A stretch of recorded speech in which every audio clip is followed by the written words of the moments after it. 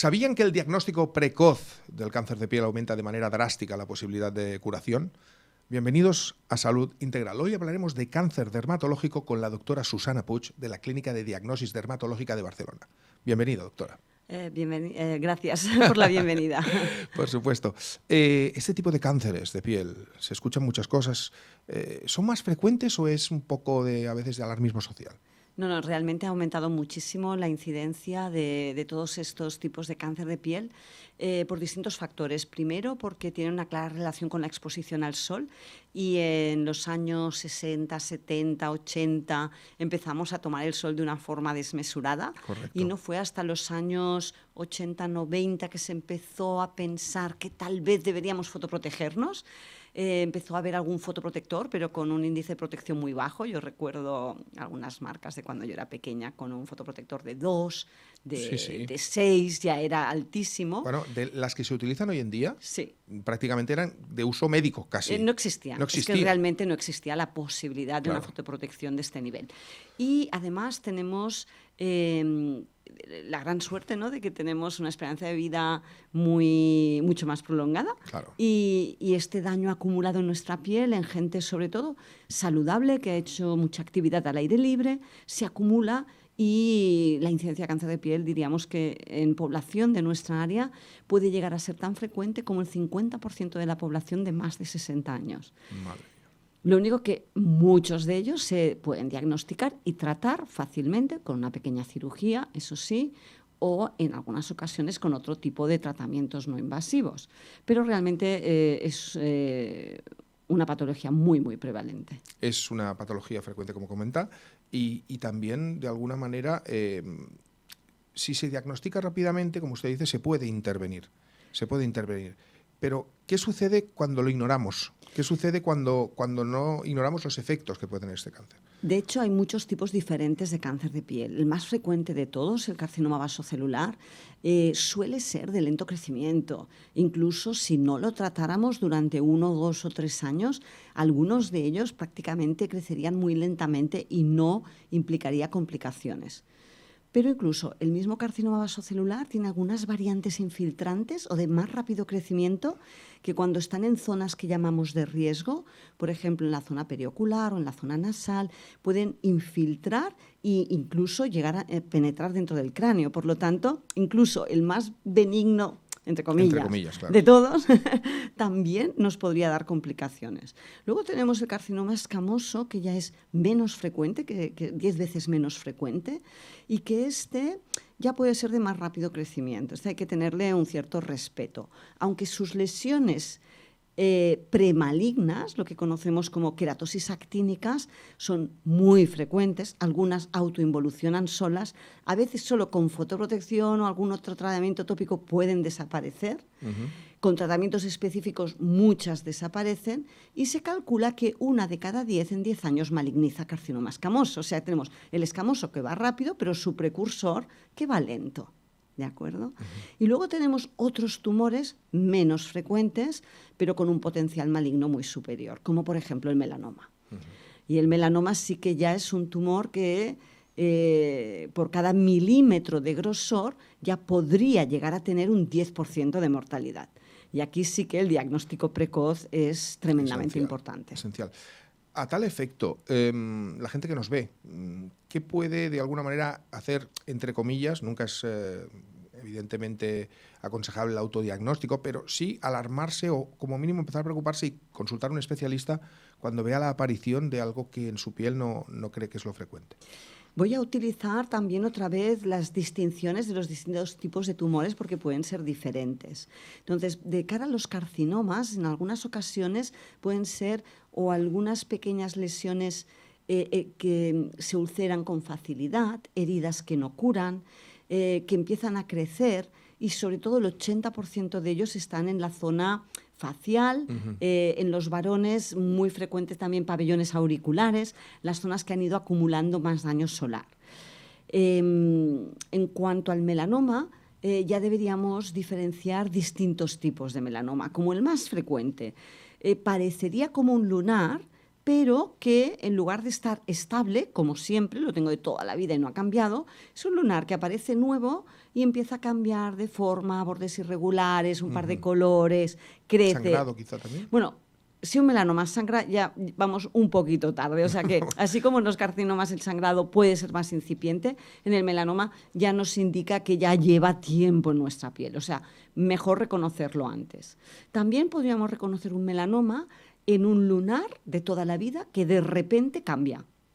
Y empieza pues a cambiar de color, de forma o a tener algunas características que nosotros llamamos, por ejemplo, la asimetría, que un lado del lunar se pone diferente de al otro, los bordes irregulares, el tener múltiples colores o el tener también un diámetro superior a 4, 5, 6 milímetros no sería normal, ¿de acuerdo? Serían motivos de consulta. Esto es lo que llamamos la regla del ABCD.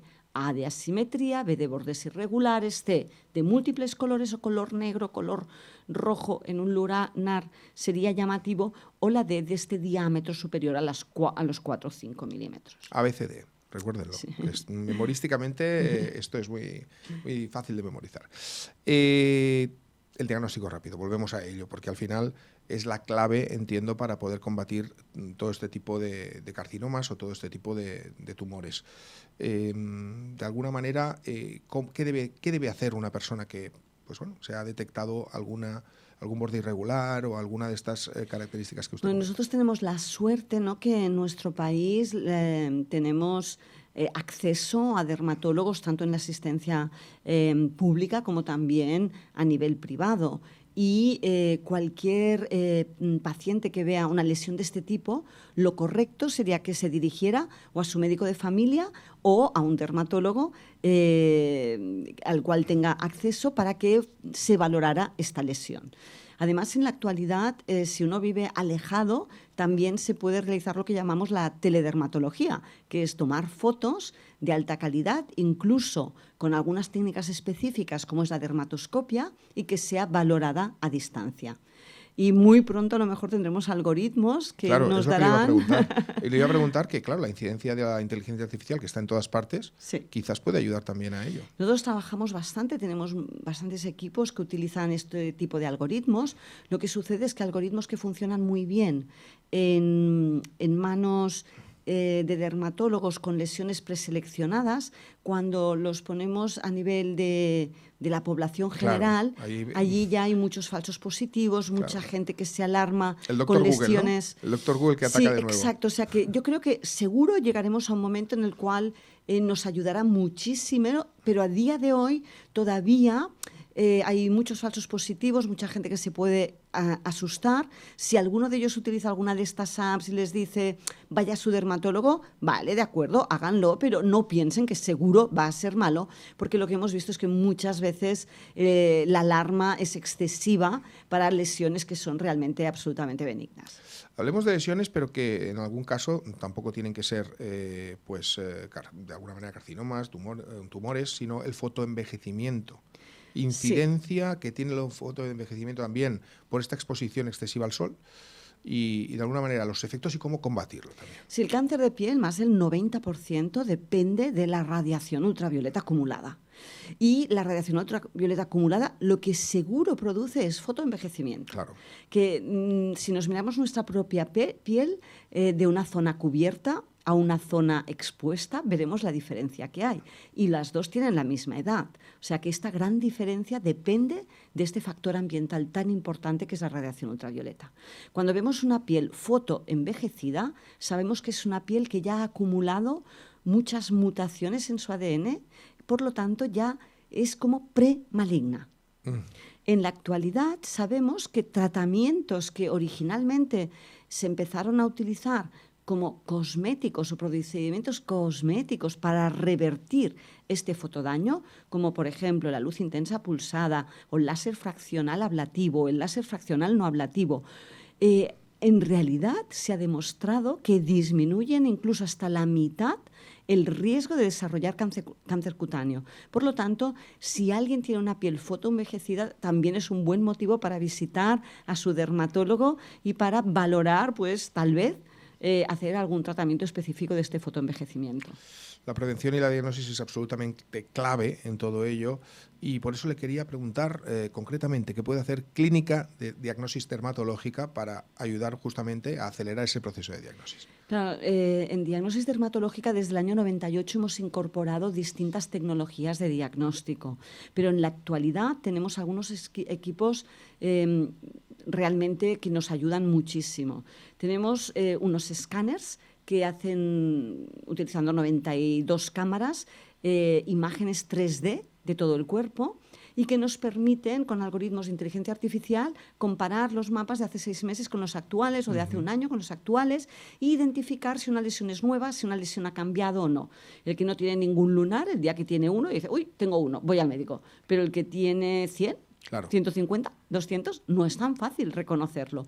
Y los pacientes con muchos lunares tienen entre 7 y 15 veces más riesgo de tener melanoma que los que no.